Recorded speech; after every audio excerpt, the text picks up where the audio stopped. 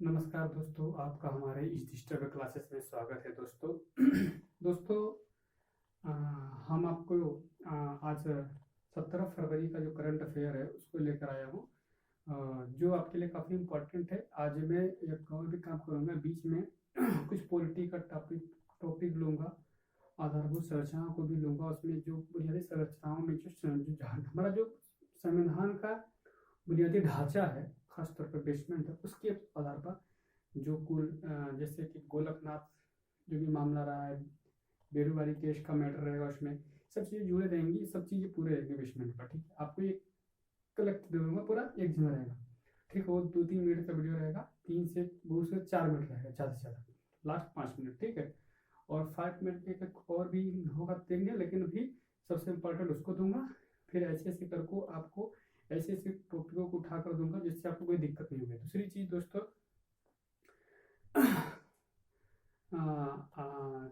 जो हमारा चैनल है, आप सब्सक्राइब, लाइक, शेयर और कमेंट करके मुझे बताइएगा, ताकि दोस्तों आज मैं यही आपसे कहूँगा, कभी भी आप जो सिलेक्शन आपको लेना है, दूसरा चीज़ सिलेक्शन लेना है आपको, तो किसी को हराने के लिए मत लीजिएगा, खुद को जिताने के लिए लीजिएगा। ठीक है, हमें खुद को स्टैंड करना है, ध्यान दीजिएगा, खुद को ध्यान दीजिएगा। ठीक है, हमें स्टेबल करना है। ठीक है, और अपने मजबूत इरादों के साथ अपने लक्ष्य को पाने के लिए जी जान लगा दीजिए, क्योंकि हमारे माँ बाप हमारा इंतजार करें बेटा कब नौकरी पाए और सिलेक्शन लेकर आए, चाहे वो किसी भी पोस्ट के लिए, जो भी बच्चा पढ़ रहा हो उसके लिए।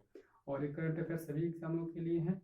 आप लोग ध्यान से अपना जो भी है इसको नोट बनाते रहिएगा और लास्ट तक वीडियो देखिएगा और लिखिएगा जरूर, क्योंकि लिखने से चीज़ें याद रहती है, लंबे समय तक याद रहती है। मैं भी नोट बनाता हूँ, उसके बाद उसमें से चीज़ें निकाल कर तय कर उसमें से कलेक्ट, क्योंकि मुझे भी चीज़ें याद रहनी चाहिए काफ़ी हद तक। ठीक है, ध्यान दीजिएगा। ठीक है दोस्तों, तो शुरू करते हैं आज का करंट अफेयर बिना देरी किए। Thank you so much. शुरू करते हैं।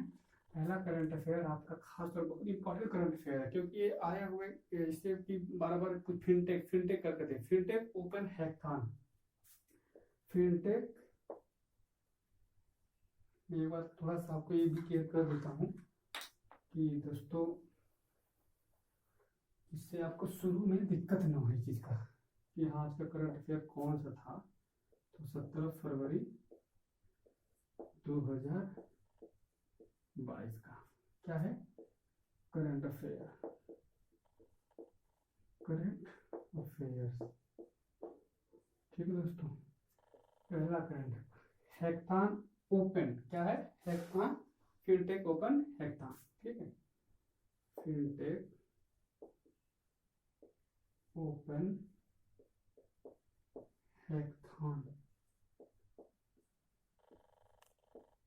ठीक है दोस्तों, ये है क्या है, नीति आयोग ने फोन पे के सहयोग से, ठीक है, फोन पे क्या है, ये डिजिटल भुगतान प्रदाता है। ठीक है, ध्यान दीजिएगा, सहयोग से पहली बार इस हैकाथॉन की क्या कर रहा है, मेजबानी करेगा। ठीक है, ध्यान दीजिएगा, किसके सहयोग से, पहली बात नीति आयोग किसके सहयोग से करेगा, नीति आयोग फोन पे, मैं लिख देता हूँ हिंदी में भी, फोन पे। ठीक है, फोन पे या ऐसे लिख दीजिएगा, फोन पे। ठीक है दोस्तों, फोन पे, ठीक है, के सहयोग से क्या कर रहा है, इसकी मेजबानी करेगा। ठीक है, पहली बात इस चीज को ध्यान दीजिएगा। और आपको इसमें और भी चीजें, अगर पहले तो आपका सबसे इम्पोर्टेंट क्वेश्चन तो यही आपका बनेगा कि ये जो देख रहे हैं फिनटेक ओपन हैकाथॉन किसके सहयोग से बोलेगा, इस चीज को ध्यान दीजिएगा। ठीक है, ये ध्यान दीजिएगा। अच्छा, फोन पे के मतलब क्या है, फोन पे के बारे में थोड़ा जानना हो कि फोन पे, ठीक है, फोन पे पहली बात भारत की एक कंपनी है, समझ लीजिए कि क्या कर सकते हैं इसको हम, कि बोल सकते हैं कि डिजिटल भुगतान सेवा है, भारतीय डिजिटल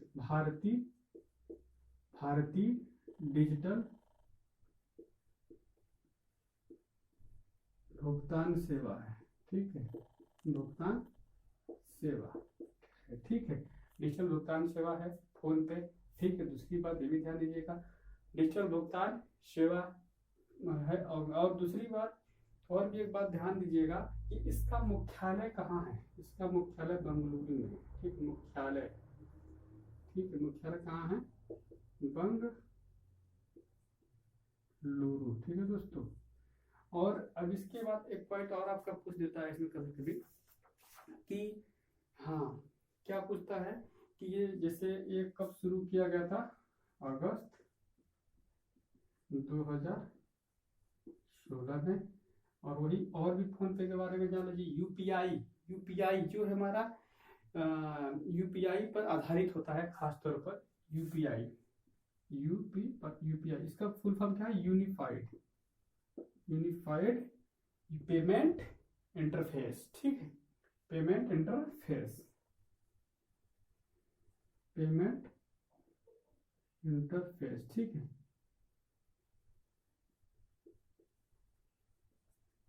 इंटरफेस। ठीक है दोस्तों, यूपीआई इसी पर आधारित होता है, ये आपको नोट कर लीजिएगा, काफी इंपॉर्टेंट है। ठीक है, यूपीआई ये फोन पे के बारे में हो गया।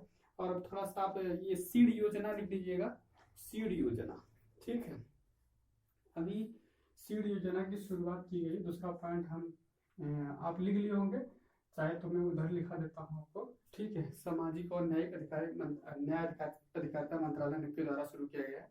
ठीक है, सामाजिक एवं न्याय अधिकारिता मंत्रालय। ठीक है, फिर लिख लेते हैं यहाँ पर सीड योजना। ठीक है, दूसरा पॉइंट, आपको दिक्कत हो रही हो तो बताइएगा, आगे हम हो जाएंगे। सीड योजना, ठीक है, सीड योजना सामाजिक न्याय एवं अधिकारिता मंत्रालय द्वारा, ठीक है, शुरू किया गया। ठीक है, अच्छा, अब थोड़ा सा जैसे ये सीड दिया हुआ तो इसका फुल फॉर्म क्या है, इसका फुल फॉर्म क्या है। ठीक है, scheme for, SCHEME, scheme for. अब लिख लीजिए, पहले इसको लिख लीजिएगा, ध्यान दीजिएगा। ठीक है, लिख लीजिएगा। बाकी इसका है scheme for economic empowerment of DNT। DNT क्या है ध्यान दीजिए, इसको भी बता दूंगा। ठीक है, ये हो गया होगा। ठीक है, आगे बढ़ूं। Economic, scheme for economy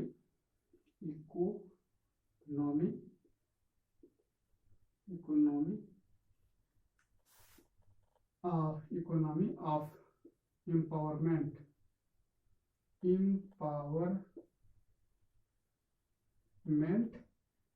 DNTS। ठीक है, ध्यान दीजिएगा। ठीक है, इसका फुल फॉर्म जान लीजिएगा। ठीक है, और एक पॉइंट और इसमें नोट कर लीजिएगा, यह योजना अंबेडकर इंटरनेशनल सेंटर नई दिल्ली में। ठीक है, यह योजना अंबेडकर इंटरनेशनल, यह जो योजना है अंबेडकर इंटरनेशनल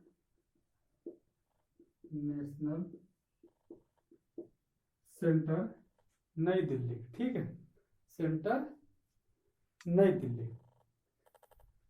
सेंटर नई दिल्ली। ठीक है, इसको नई दिल्ली लिख लीजिएगा कि कल्याण है नई दिल्ली। ठीक है, नई दिल्ली में DNT के कल्याण के लिए, ठीक, नई दिल्ली जो DNT के कल्याण के लिए, DNC के कल्याण।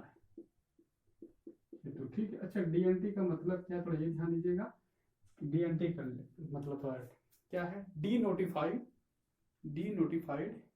Nomadic and semi nomadic. ठीक है, ध्यान दीजिएगा। ठीक है, डी नोटिफाइड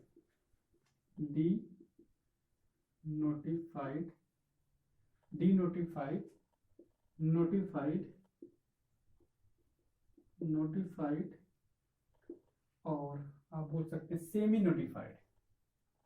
ठीक है, सेमी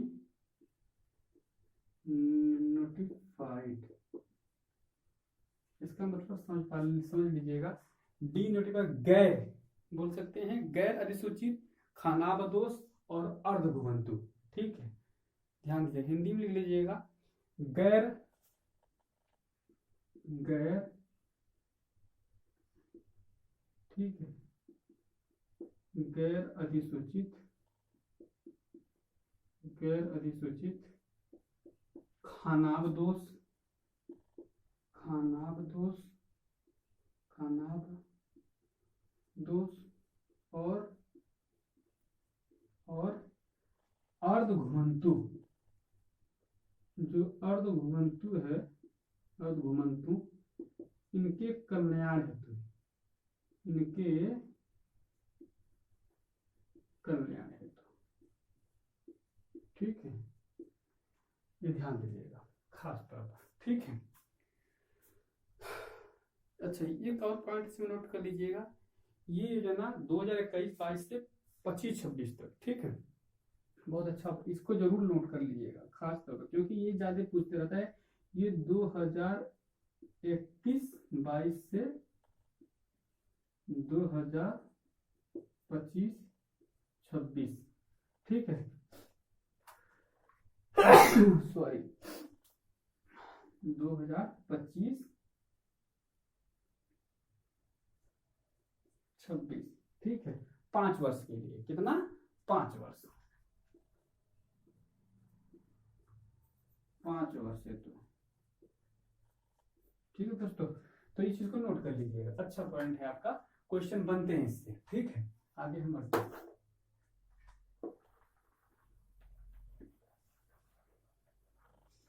तीसरा पॉइंट आप नोट कर लीजिएगा, तीसरा पॉइंट खास तौर पर। ठीक है,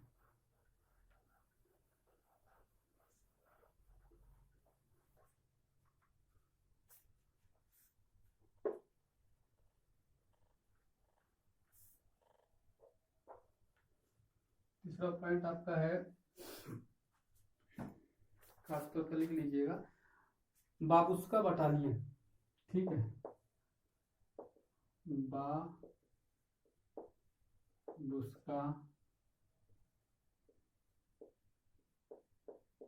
बटालियन, बाबुस्का बटालियन की बात हो रही थी। ये बटालियन किन दो देशों के बीच में चर्चा का बात रही है, ये रूस और यूक्रेन के बीच में तनाव चल रहा है। ठीक है, रूस और यूक्रेन के बीच ये क्या है, चर्चा में रहा है, ये बीच क्या है, चर्चा का विषय बना रहा है। तो इसका मतलब क्यों होगा, कुछ तो बात होगी, बाबुस्का का मैटर, बाबुस्का का कुछ तो मैटर होगा। ठीक है, बाबुस्का मतलब होता क्या है, ये भी ध्यान दीजिएगा, एक वृद्ध बोलते हैं, क्या बोलते हैं, वृद्ध महिलाएं होती हैं। ठीक है, ध्यान दीजिएगा, वर्ष 2014 में कांस्टेंटिनोवास्का, ठीक है, क्या हुआ, 2014 में, वर्ष 2014 में क्या बोलते हैं, कांस्टेंटिनो,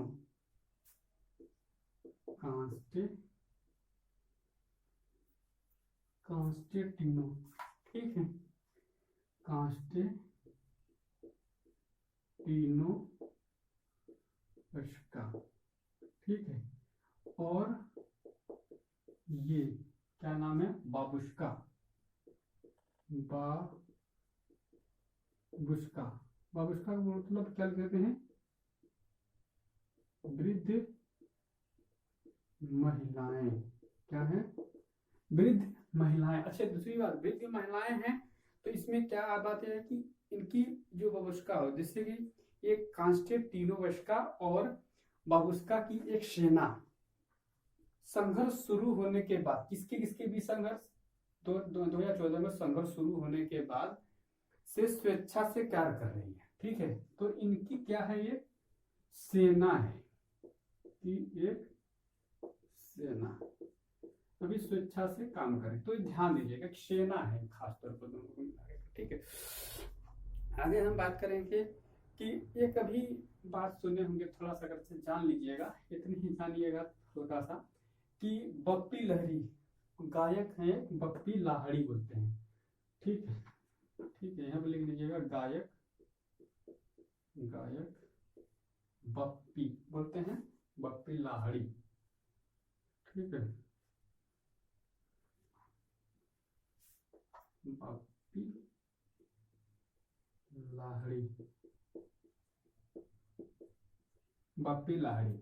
इसकी इनकी क्या मामला आया कि ये 69 वर्ष की आयु में इनकी डेथ हो गई। ठीक है, 69 वर्ष में क्या हुआ, इनका मृत्यु हो गई, निधन हो गया। ठीक है, आगे बात करते हैं, इनका निधन हो गया। ठीक है, आगे ये क्या थे, एक संगीतकार भी थे और गायक भी थे। ये थोड़ा इसको ध्यान दीजिएगा, संगीतकार भी थे और वह और गायक थे। ठीक है, दूसरी अगला पॉइंट को नोट कर लीजिए फटाक से, समय के प्रावधान देखते हैं, ज्यादा फटाफट नोट करिए, टाइम मत लीजिए इसमें। और दूसरी चीज, और इन्होंने कई गानों को में अपनी आवाज दिए थे, खास तौर पर जैसे कि एक है जिसमें चलते चलते मेरे गीत याद रखना, मैं डिस्को डांसर, सारे फिल्म का पग पग पद घुंघरू बाद मीरा नाची थी, इस तरह के गाने को इन्होंने आवाज दिए थे। दूसरी बात, 63वें फिल्म पुरस्कार, थोड़ा ध्यान है, 63वां फिल्म फेयर अवार्ड्स, 63वां फिल्म फेयर अवार्ड्स में क्या मिला इनको, लाइफ टाइम अचीवमेंट पुरस्कार। ठीक, क्या लाइफ टाइम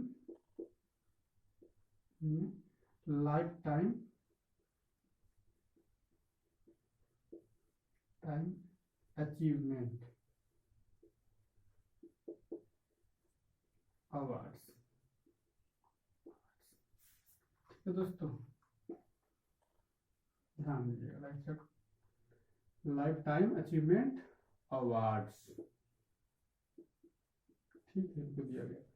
और अब इसमें ज्यादा पॉइंट मत देखने का प्रयास करिएगा, कुछ फिल्मों के संबंधित बात नहीं होगी, ज्यादा संगीतकार और गायक मतलब सभी मृत्यु हो गई। ठीक है, इस चीज को नोट कर लीजिएगा। हम अगले पॉइंट की तरफ बढ़ते हैं, ज्यादा पॉइंट नहीं है इसीलिए हम यहीं से मिटाते हैं। ठीक है,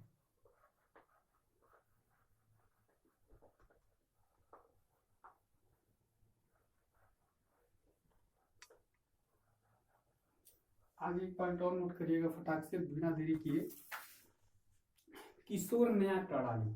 ठीक है, 5वां पॉइंट नोट करिएगा, किशोर न्याय प्रणाली। ठीक है, किशोर न्याय प्रणाली। किशोर न्याय प्रणाली का मामला सामने क्यों आया, क्योंकि अभी क्या है कि सुप्रीम कोर्ट ने हरियाणा और पंजाब को एक मामले को लेकर, किशोर न्याय के लेकर के मामला था, उसको खारिज कर दिया है। ठीक है, तो इसको लेकर सामने आया है। ठीक है, ध्यान दीजिएगा। अच्छा, ध्यान दीजिए, किशोर अपराधियों के संबंधित मैटर था। तो किशोर अपराधी मतलब बोल सकते हैं कि किशोर अपराधी का अगर पूछ दे कि किशोर अपराधी मतलब उसकी आयु कितनी होगी। ठीक है, अगर किशोर अपराधी की आयु पूछ देंगे आपको इस पेपर में, तो आप कितना इसको बताएंगे। सबसे सीधी सी सवाल है, देंगे इसको 18 वर्ष से कम, 18 वर्ष से कम की आयु वाला बच्चा है। ठीक है, एक बात। और दूसरी बात, किशोर न्याय अधिनियम 2000, इसमें बच्चों को देखभाल, किशोर न्याय अधिनियम के जानते ही होंगे, लिख देता हूं मैं, किशोर न्याय अधिनियम 2000। ठीक है, 2000 है। ठीक है, 2000 किशोर न्याय अधिनियम 2000। खास तौर पर क्या है इसमें अधिनियम में बच्चों को संरक्षण की बात आ रही है, जो 18 वर्ष से कम उम्र के हैं उनके लिए। तो क्या है कि बच्चों की देखभाल और संरक्षण की बात होती है इसमें, उनकी देखभाल और संरक्षण। ठीक है, देखभाल और संरक्षण की बात। ठीक है, देखभाल और संरक्षण की बात इस अधिनियम में है। ठीक है, इनकी देखभाल और संरक्षण की बात, मतलब इनको सुधारना है। बच्चे नासमझ थे, गलती कर दिए थे, समझने में अस्वस्थ थे, तो इससे क्या है कि अधिनियम यही बात कर रहा है कि 18 वर्ष से कम उम्र के बच्चे हैं। ठीक है, उनको जो देखभाल होता है, केयर की बात है, उसमें कमी बताई गई। ठीक, इसीलिए अधिनियम बनाया गया। आगे हम बात करें कि इसी अधिनियम के तहत में और भी बात कि 7 वर्ष से कम उम्र के जो भी बच्चे होते हैं, ये भी पॉइंट ध्यान दीजिएगा, 7 वर्ष से कम आयु के बच्चे, जो कम आयु के बच्चे होते हैं, खासतौर पर ध्यान दीजिएगा, एक रूल का नाम लीजिएगा बच्चों को, डॉक्ट्रिन ऑफ डोली इनकैपेक्स है। ठीक है, इनकैपेक्स, ठीक है, डॉक्ट्रिन ऑफ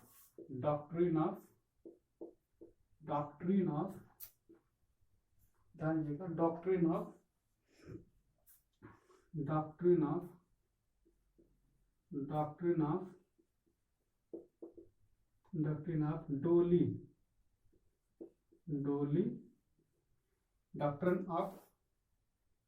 ऑफ डोली इनकैपेक्स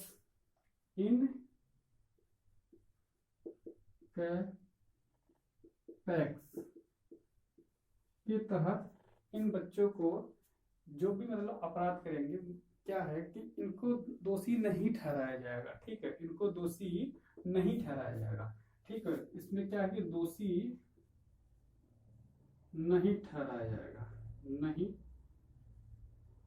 ठहराया जाएगा। ठीक है, दूसरी बात, एक तो बात ये हो गई, और अपराध करने का, क्योंकि ये बच्चे अपराध करने के इरादे में असमर्थ थे। ठीक है, ये बच्चे जो थे अपराध करने के इरादे में क्या थे, असमर्थ थे। तो इस चीज को ध्यान दीजिएगा। दूसरी चीज, अगली पॉइंटों को हम देखें कि भारत की स्वतंत्रता के बाद बच्चों की सुरक्षा के लिए डीपीएसपी, राज्य की नीति निर्देशक सिद्धांत जो बनाए गए वो, और मौलिक अधिकार में कुछ भी प्रावधान किए गए हैं, मैं थोड़ा उनको बता दूं कि बाल अधिनियम। ठीक है, बाल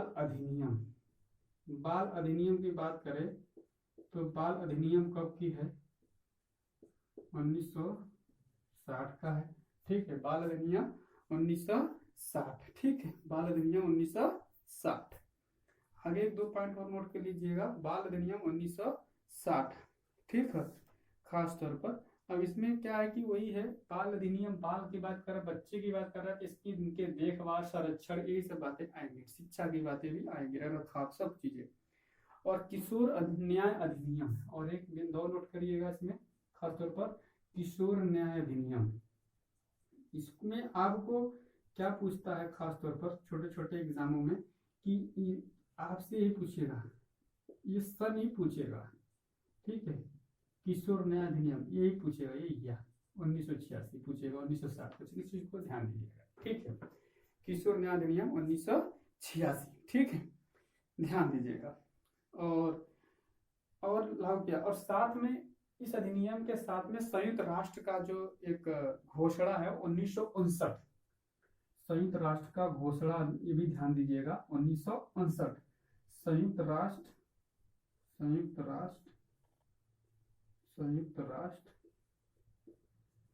घोषणा जो है वो 1959 किससे है, यही बाल किशोर न्याय अधिनियम से ही है। ठीक है, तो ध्यान दीजिएगा। ठीक है दोस्तों, आगे हम बात करेंगे खास तौर पर कि बाल अधिकार की घोषणा हो गई, किशोर न्याय में बच्चों की जो अधिनियम रही है किशोर न्याय, इसमें इस अधिनियम को निरस्त करके 2000 में लाया गया था। ठीक है, ध्यान दीजिएगा, किशोर न्याय अधिनियम जो है इसमें संशोधन करके फिर कब लाया गया, इसे 2000 फिर लाया गया। कब लाया गया, 2000 में लाया गया। इस चीज को थोड़ा ध्यान दीजिएगा। ठीक है, इस चीज को ध्यान दीजिएगा।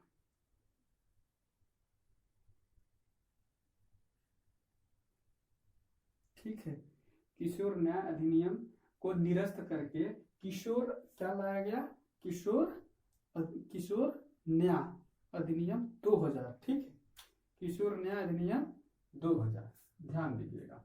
इसको निरस्त करके सरकार ने इसको निरस्त करके क्या लाया, किशोर न्याय न्याय न्याय अधिनियम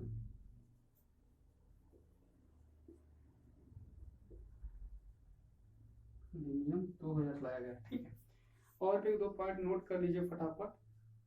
किशोर न्याय बच्चों की देखभाल के लिए इस अधिनियम में 2015 में क्या 2000 मतलब संशोधन करके 2015 में संशोधन किया गया। ठीक है, ये भी पॉइंट पे ध्यान दीजिएगा। ठीक है, और जिसमें 16 से 18 वर्ष के आयु के जो भी बच्चे जघन्य अपराध किए रहेंगे वो 2015 में जो संशोधन हुआ है उसके लिए बनाया गया है, उसके लिए सजा के प्रावधान है। ठीक है, ध्यान देना। वयस्क उसको खास तौर पर अपराध में शामिल करें, वयस्क के रूप में माना गया है, ध्यान दीजिएगा। ठीक है, अच्छा अब कुछ हम और भी अधिनियम इसी संबंध में, पाक्सो अधिनियम, पाक्सो, इसको ध्यान दीजिएगा। ठीक है, पाक्सो अधिनियम 2013 ध्यान दीजिएगा, ये खास तौर पर पाक्सो अधिनियम यौन अपराधों से बच्चों के संरक्षण करने संबंधी। ठीक है, इससे यौन अपराधों से, ध्यान दीजिएगा, यौन अपराधों से बच्चों को संरक्षण करना है ये अधिनियम, इसको ध्यान दीजिएगा। यौन अपराधों से बच्चों का संरक्षण करने संबंधी अधिनियम 2013, ध्यान दीजिएगा। अब बाल श्रम निषेध और विनिमयन अधिनियम को भी ध्यान दीजिएगा 2016 को। इसी तरह राष्ट्र बाल अधिकार संरक्षण आयोग 2005। ठीक है, 2005, इन सभी अधिनियमों को ध्यान दीजिएगा, काफी इंपॉर्टेंट, तो आपके इसी एग्जाम में पूछते रहते हैं। ठीक है, तो आप इसको नोट कर लीजिएगा। बाकी हम चलते हैं अगले वाले पर।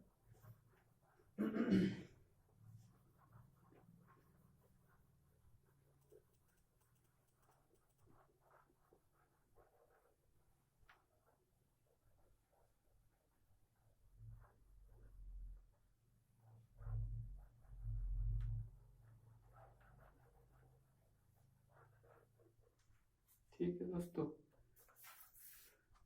आगे हम बात करेंगे। अभी थोड़ा सा एक क्वेश्चन बहुत अच्छा छोटा सा है, नव भारत साक्षरता अधिनियम, नव भारत साक्षरता अधिनियम। ठीक है, नव भारत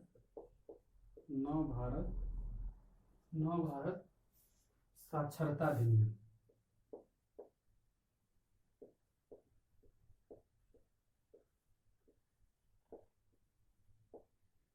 साक्षरता कार्यक्रम है। ठीक है, सॉरी, कार्यक्रम प्रोग्राम है। ठीक है, ये ध्यान दीजिएगा, किसके द्वारा राष्ट्रीय शिक्षा नीति 2020 और 2021-22 में। ठीक है, प्रौढ़ शिक्षा के पहलुओं, ठीक है, जितनी भी है उसके लिए क्या है कि राष्ट्रीय शिक्षा नीति 2020, राष्ट्रीय शिक्षा नीति 2020। ठीक है, राष्ट्रीय शिक्षा नीति 2020 और 21-22 प्रौढ़ शिक्षा के लिए, किसके लिए, प्रौढ़ शिक्षा के जो भी पहलू रहेंगे उसके लिए। ठीक है, क्या है कि सरकार ने क्या किया है, तो कवर करने के लिए प्रौढ़ शिक्षा के, इसको कवर करने के लिए क्या किया, 2000 कुल 5 साल का कितना है, कुल मिला जुला करके 2005 साल के लिए इसको नव भारत साक्षरता कार्यक्रम की मंजूरी दी है। ठीक है, कितना, 5 साल के लिए। ठीक है, सही बात है, इसके लिए सरकार ने यहाँ इसके लिए 5 साल के लिए मंजूरी दी है नव भारत साक्षरता कार्यक्रम को। ठीक है, और किसके लिए, प्रौढ़ शिक्षा के लिए। ठीक है, ध्यान दीजिएगा। और प्रौढ़ शिक्षा का नाम बदल करके, इसका नाम बदल करके सभी के लिए शिक्षा कर दिया गया है। क्या कर दिया गया, इसका नाम बदल कर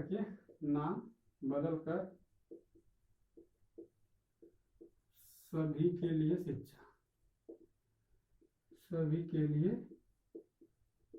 शिक्षा, ये बहुत इंपॉर्टेंट चीज है, ध्यान दीजिएगा, सभी के लिए शिक्षा, ये ध्यान दीजिएगा। ठीक है, नाम बदल करके लिए सभी के लिए शिक्षा पूछेगा। प्रौढ़ शिक्षा का नाम बदल करके क्या कर दिया गया है, सभी के लिए शिक्षा। और दूसरी बात, कब तक का, 2022 से 27 तक। ठीक है, 5 साल के लिए। ठीक है, और आपका ये जो बुनियादी शिक्षाएं, ये सब के ध्यान है, आपको पता ही होगा। ठीक है, और अगर से हम इससे संबंधित कुछ कार्यक्रम जान ले, एनसीडीसी राष्ट्रीय कौशल विकास जो हमारा निगम है, और डिजिटल इंडिया कार्यक्रम, प्रधानमंत्री ग्रामीण डिजिटल शिक्षा और साक्षरता अभियान। ठीक है, डिजिटल गांव में जो डिजिटली रूप से साक्षर करना लोगों को, ठीक है, ध्यान देना है, डिजिटल के रूप में साक्षर करना है। ठीक है, और राष्ट्रीय डिजिटल साक्षरता मिशन की भी बात इसी में, और समग्र शिक्षा की बात हुई है। ठीक है, समग्र शिक्षा मतलब इंटीग्रेटेड रहेगा। ठीक है, समग्र शिक्षा जो रहेगा वो ध्यान दीजिएगा कि जो पूर्व विद्यालय से लेकर 12वीं तक की विद्यालयों के लिए एकीकृत योजना रहेगा, समग्र है, पूर्व विद्यालय से लेकर 12वीं तक का, बहुत अच्छा पॉइंट है। ठीक है, तो दोस्तों ये करंट अफेयर था, आपको इतनी जानने की जरूरत है कि ये प्रौढ़ शिक्षा की बात पे ध्यान दीजिएगा, और 2022-27 सन पर ध्यान दीजिएगा खासतौर पर, और इसका नाम बदल कर ये कर दिएगा, इसको ध्यान दीजिएगा। ठीक है दोस्तों, आज का करंट अफेयर इतना ही था। बाकी अब आपका क्वेश्चन भी रह गया है, तो उसको हो सकेगा तो बीच में आपको अपलोड कर दूंगा।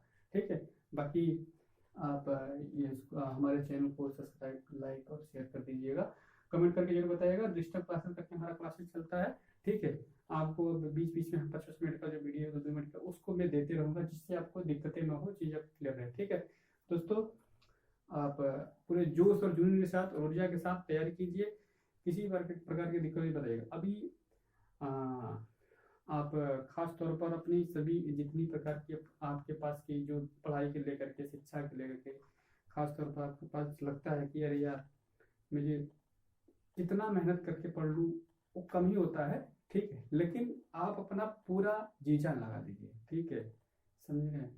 ठीक है, okay, thank you so much.